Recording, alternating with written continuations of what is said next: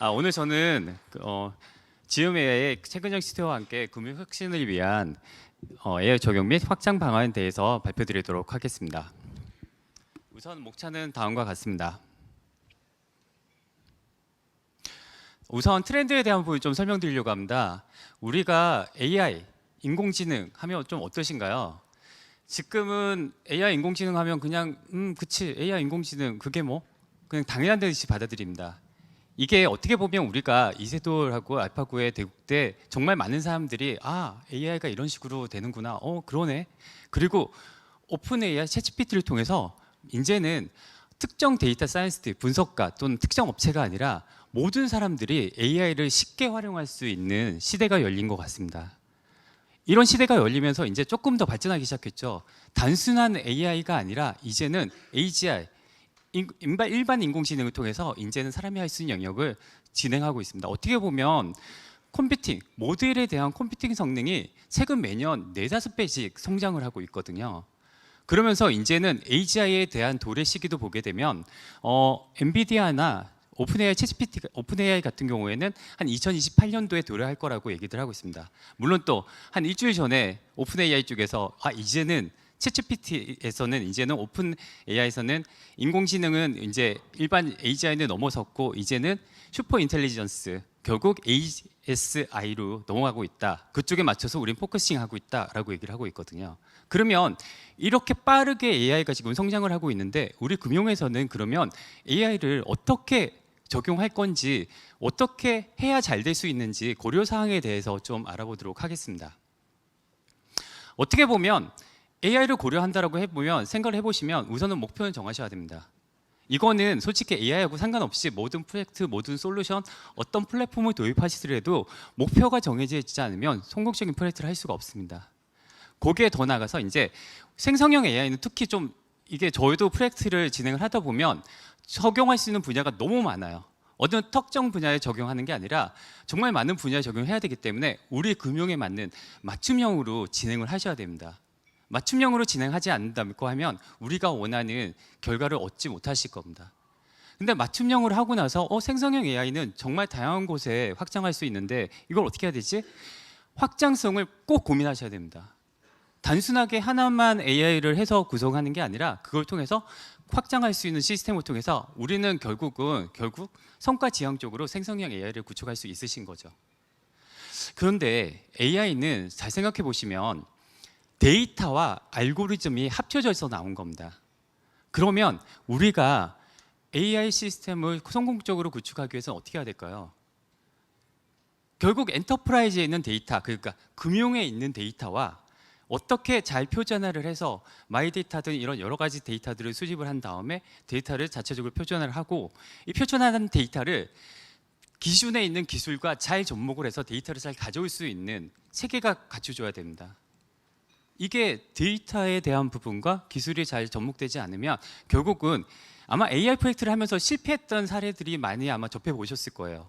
그런 데는 단순하게 AI만 적용해서 그런 거거든요. 그래서 내부의 금융에 있는 데이터를 잘 이해를 하고 거기에 기술 지침을 정확하게 적용을 하셔야 성공할 수 있으실 겁니다. 그러면 우리가 이렇게 진행을 할 때 단순하게 온프라미스에 있는 데이터들, 그러니까 은행 안에 있는 데이터만 가지고 진행할 수 있을까요?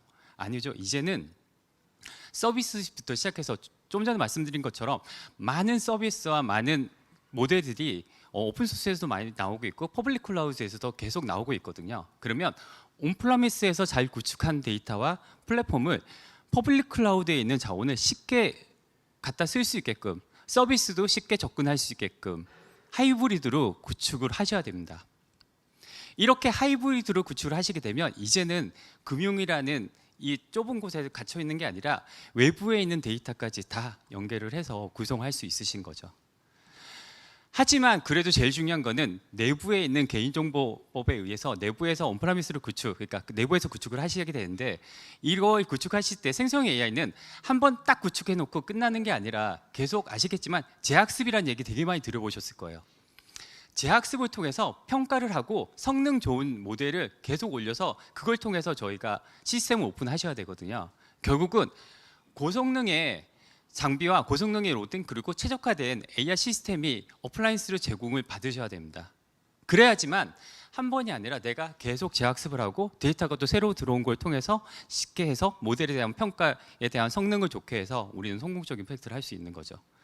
지금까지 말씀드린 거는 제가 일반적으로 AI를 적용할 때 할 수 있는 부분을 말씀드렸어요. 근데 제가 이제 프로젝트를 직접 하고 POC를 해보니까 금융 같은 경우에는 조금 업무의 비즈니스의 디펜던시가 좀 있으시더라고요. 그래서 일반적으로 프로젝트를 진행한다라고 했을 때에는 좀 금융 비즈니스 업을 알고 그 다음에 AI 기술을 알 수 있는 파트너가 같이 할 수 있다고 하면 조금 더 빠르게 그리고 좀 더 성공적으로 할 수 있는 프로젝트를 진행을 할 수 있다라고 좀 말씀을 드리고 싶습니다. 그래서 금융 비즈니스에 대한 부분을 진행하다 보면 이게 금융 비즈니스와 이 AI 플랫폼을 전체적으로 다 하려고 하면 인프라부터 시작해서 서비스까지 하나로 다 할 수 있는 업체를 통해서 같이 파트너 하신다고 하면 성공적인 프로젝트를 진행할 수 있으실 겁니다. 저희 효성 같은 경우에는 AI 플랫폼을 정말 LLM의 대노라는 대기업 쪽에 LLM 프로젝트나 이런 것들을 구축을 진행을 하는 업체이고요.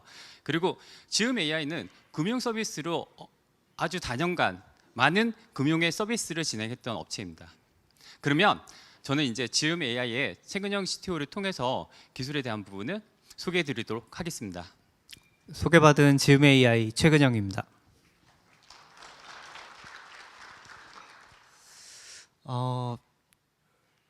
작년 말부터 특히 이제 올해 많은 기업에서 AI를 업무에 도입하기 위해서 다양한 시도들을 해오셨던 것으로 알고 있습니다. 저희도 이제 일부 개념 검증이나 시범 사업을 통해서 이제 알게 된 몇 가지 교훈이 있어서 설명을 드리려고 하는데요. 먼저 현실 AI 프로젝트의 석세스 포인트 그리고 페인 포인트에 대해서 간략하게 짚고 넘어가고자 합니다. 우선 따져봐야 될 것은 기술 구현에 집중하기보다는 서비스 구현에 집중해야 된다는 점입니다. 우리가 AI를 도입하는 이유는 무엇일까요? 이게 단지 최신 기술이라서가 아닙니다. 어떤 새로운 기술이 가져올 수 있는 시장 그리고 비즈니스의 혁신을 기대하기 때문입니다. 여러분, 기술이 계속 새로운 기술들이 많이 등장하고 빠르게 변화하고 있는 이 와중에 기술 구현에만 너무 집중을 하시면 안 되고 기술 구현을 통해서 얻고자 하는 비즈니스, 서비스 구현에 집중하시는 것이 중요합니다. 다음은 다량의 데이터보다는 양질의 데이터를 준비하셔야 되는 부분입니다. 일반적으로 인공지능이 많은 데이터를 통해서 학습을 하고 응답을 처리할 수 있다고 생각을 하시겠지만 일반적으로 업무에서 활용하는 부분은 양질의 데이터로 학습한 모델과 그때그때 업무에 필요한 적절한 업무 데이터가 제공이 되어야 제대로 업무를 수행을 할 수 있습니다. 다음은 단계적 혁신 로드맵입니다. 한 번에 AI 프로젝트를 모든 업무에 도입해서 전부 다 혁신을 할 수 있으면 참 좋겠죠. 근데 현실적으로 그렇게 되는 건 쉽지 않을 겁니다. 현재 진행되고 있는 기술의 발전 그리고 환경의 발전에 맞춰서 현재 적용 가능한, 현재 업무에 적용할 수 있는 부분부터 하나씩 적용을 하실 수 있어야 됩니다.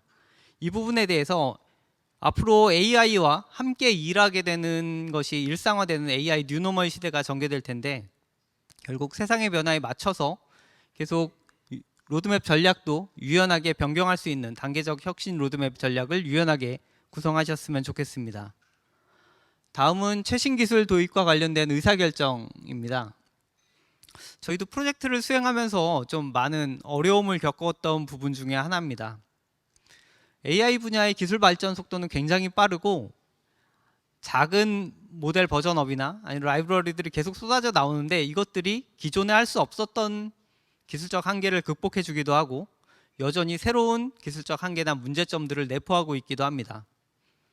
한 달 전에 발표된 새로운 오픈소스 모델을 적용을 해서 프로젝트를 진행을 하다가 뭔가 좀 삐걱거린다 싶을 때 새로운 모델이 등장을 하고 새로운 라이브러리들이 쏟아져 나오는 상황을 계속 겪으면서 저희도 프로젝트를 진행을 할 때 결국 운영 중이거나 개발하고 있는 프로젝트에서 사용되는 최신 기술에 대해서 결국 지금 업무에서 적용하고 있는 기술이 가지고 있는 한계가 무엇인지를 정확하게 아셔야 되고 새로 등장하는 기술이 어떤 문제들을 해결해 줄 수 있는지를 정확하게 파악하셔야 우리가 최신 기술을 적절히 업무에 도입을 해서 프로젝트를 진행을 하실 수 있습니다. 마지막은 도메인 지식과 기술을 보유한 파트너가 중요하다는 점입니다. 이미 자체적으로 많은 역량을 보유하고 계신 기업들도 있으실 겁니다. 하지만 모든 기업이 다 이런 빠른 변화 속도에 맞춰서 계속 변화되는 과정을 따라가는데 기업 내부 역량을 집중하실 수는 없습니다. 결국 중요한 것은 비즈니스입니다. 여러분이 해야 되는 것이 비즈니스이기 때문에 집중해야 되는 것을 비즈니스이기 때문에 이제 집중해야 되는 것에 이제 포커스를 맞추셔야 되고요. 우리가 서울에서 부산까지 운전해서 한번 간다고 생각을 해보시죠. 중간에 뭐 차가 고장 나면 어떻게 하지라는 걱정을 하시는 분도 계실 겁니다. 근데 그것 때문에 우리가 그럼 자동차 정비 자격증을 딴 다음에 출발하자 이렇게 생각하시는 분 없으실 거죠. 보통은 그냥 보험사 전화번호만 한 번 더 확인하면 되지. 결국 어떤 기업도 빠르게 변화하는 환경에서 모든 기술적 역량 아니면 다른 비즈니스적인 역량도 마찬가지로 혼자 다 해낼 수 없습니다. 저희도 마찬가지고 그때그때 적절한 파트너를 찾아서 빠르고 다양하게 혁신을 시도해 보셨으면 합니다. 지음 AI에서는 금융기업의 안정적인 AI 사업 추진을 위한 최적 기술과 서비스를 제공하는 데 집중하고 있습니다. 왼쪽에 보시는 부분은 저희가 이제 적용하고 있는 기술 스택에 대한 부분이고요. 아래쪽부터 이제 좀 설명을 드리면 데이터 준비 작업에서는 개인정보를 보호하기 위한 비식별화 작업이나 아니면 모델을 학습시키기 위한 데이터 정제 그리고 생성 작업, 모델 드리프트 현상을 교정하기 위한 얼라이먼트 작업 등이 있고요. 이렇게 구성된 데이터를 바탕으로 모델은 저희 일반적으로 이제 오픈소스 LLM 모델을 활용해서 슈퍼바이즈 파인 튜닝이나 아니면 나중에 운영 초기 그리고 이제 운영 중간에 적용할 수 있는 다이렉트 프리퍼런스 옵티마이제이션 같은 이제 교정 작업들을 지속적으로 반영해서 모델이 계속 변화하는 업무에 맞춰서 응답을 할 수 있게 교정하는 작업을 거치게 됩니다. 여기 사용되는 프롬프트 엔지니어링 기술은 일반적으로 알고 계시는 리플렉션이나 체인 오브 서트, 엔샷 같은 기술을 적용해서 모델에게 지시를 내리게 되고요. 이렇게 구성된 모델과 데이터를 바탕으로 해서 저희는 이제 벡터 서치나 날리지 그래프 같은 기술을 적용한 레그 플랫폼을 활용해서 시스템을 구성하게 되고 엮어진 모든 도구들을 에이전트로 엮어서 업무에 대한 워크플로우를 구성을 하게 됩니다. 오른쪽에 보시는 부분은 저희가 제공하는 서비스 블럭이고 일반적으로 생각하시는 금융기업에서 관심 가지실 만한 내용들을 좀 적어봤는데요.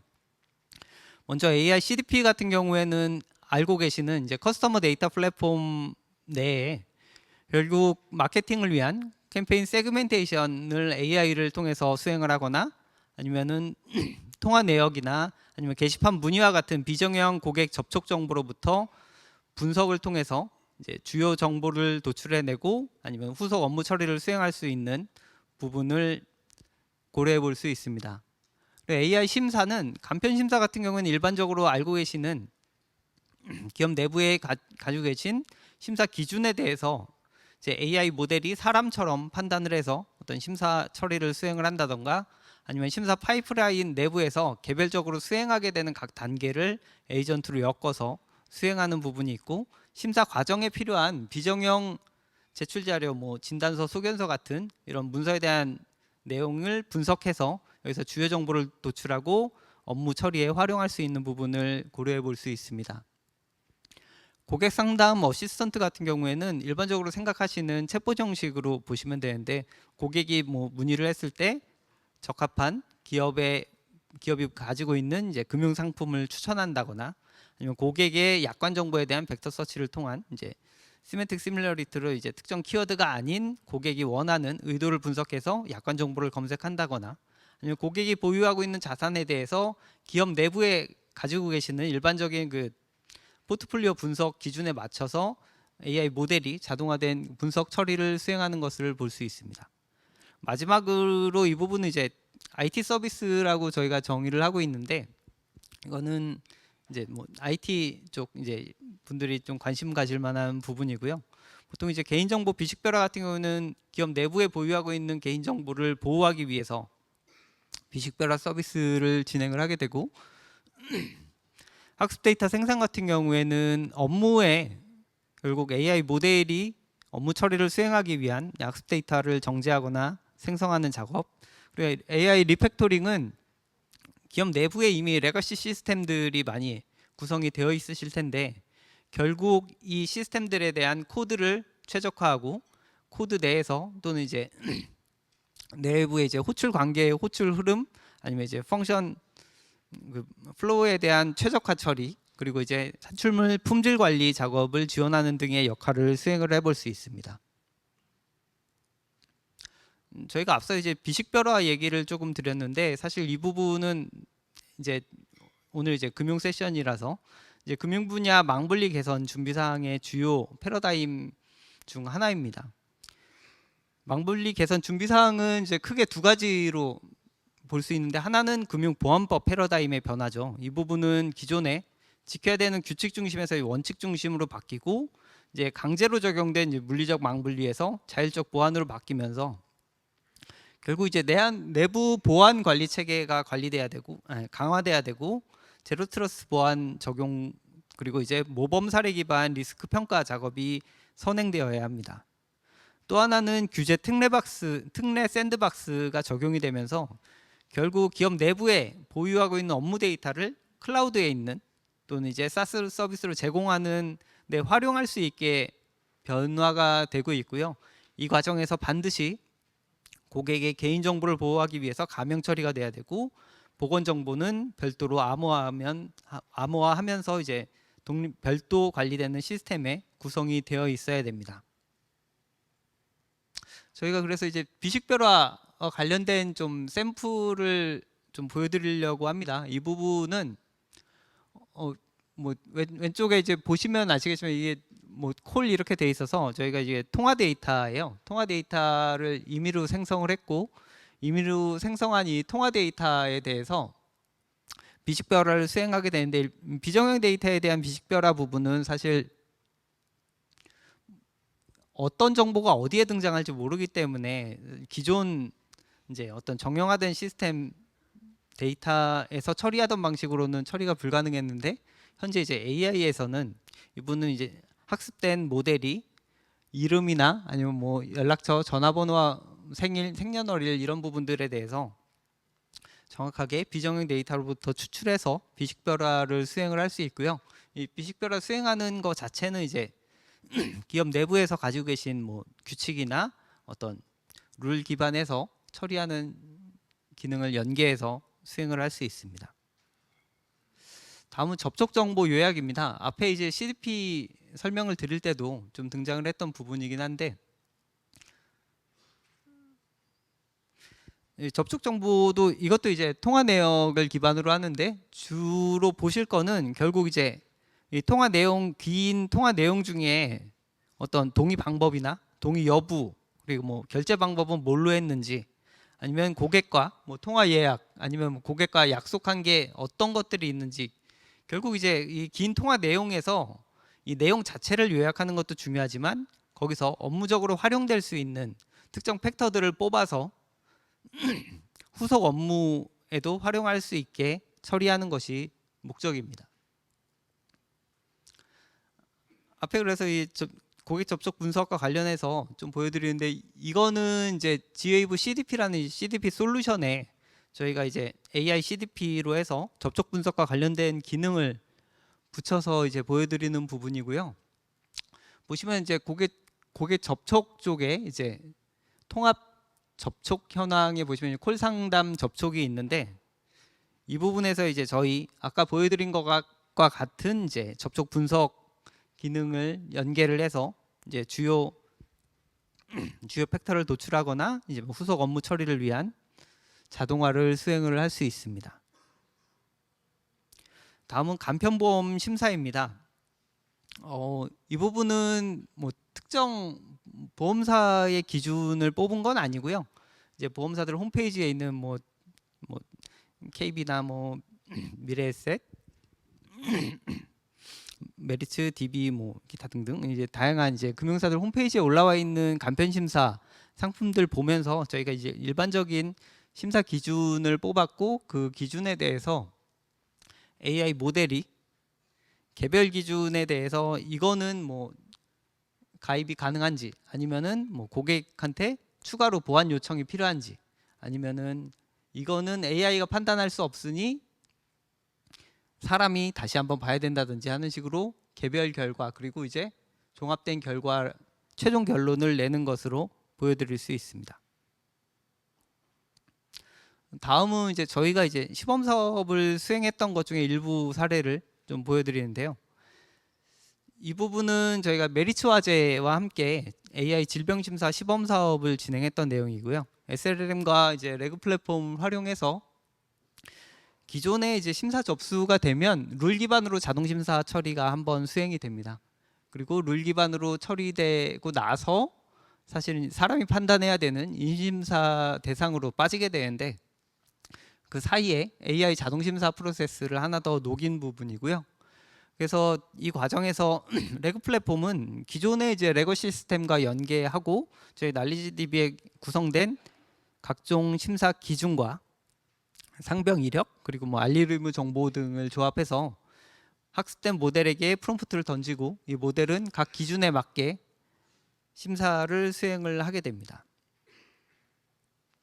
일반적으로 이제 AI 모델은 확률 기반 응답을 합니다. 그래서 뭐 기존에 뭐 GPT가 수능 점수 뭐 몇 점 맞아 문제를 얼마나 풀 수 있어 이런 것도 뭐 많이 보셨겠지만 결국 얘가 얼마나 정답을 맞추느냐가 중요하기 때문에 저희 같은 경우에는 질병심사 시범 사업에서는 결국 적용된 N개의 기준에 대해서 모두 정답을 맞췄을 때를 기준으로 저희가 정답률을 판단을 했고요.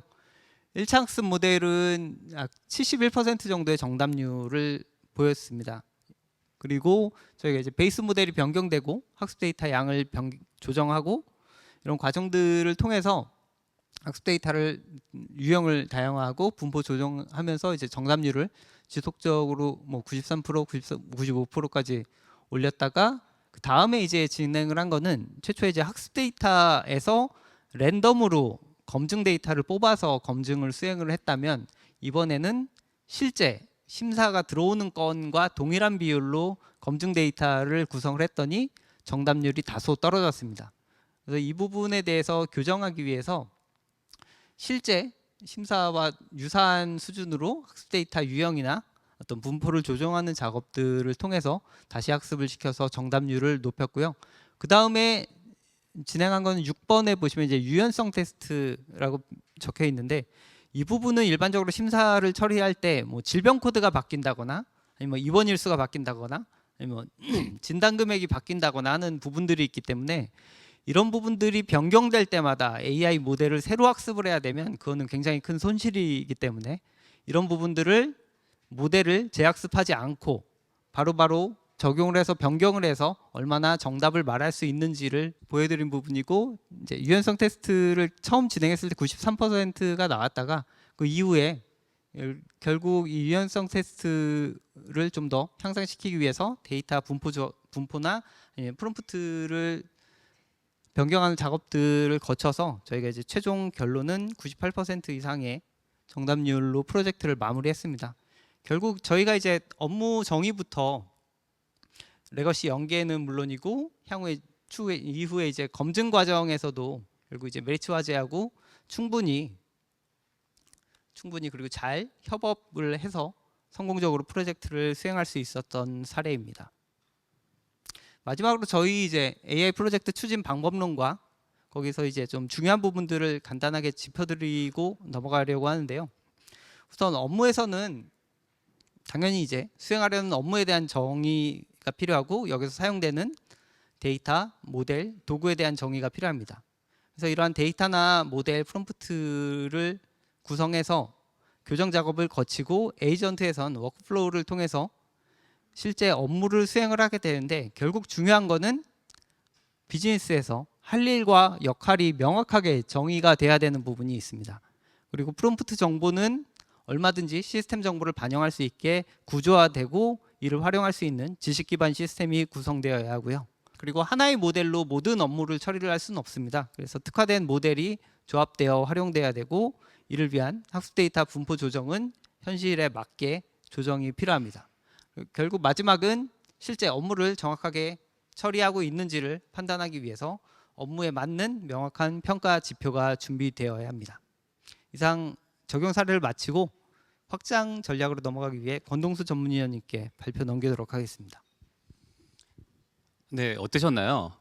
저희가 이제 심사라고 하는 특정되어 있는 업무의 맞춤형으로 프로젝트가 구성이 된 겁니다. 그러면 심사라고 하는 프로젝트의 완료가 끝나는 게 아니라 우리는 이제 확장을 하셔야 될 겁니다. 그래서 제가 확장형 구축 방안과 사례에 대한 부분을 좀 소개해 드리도록 하겠습니다.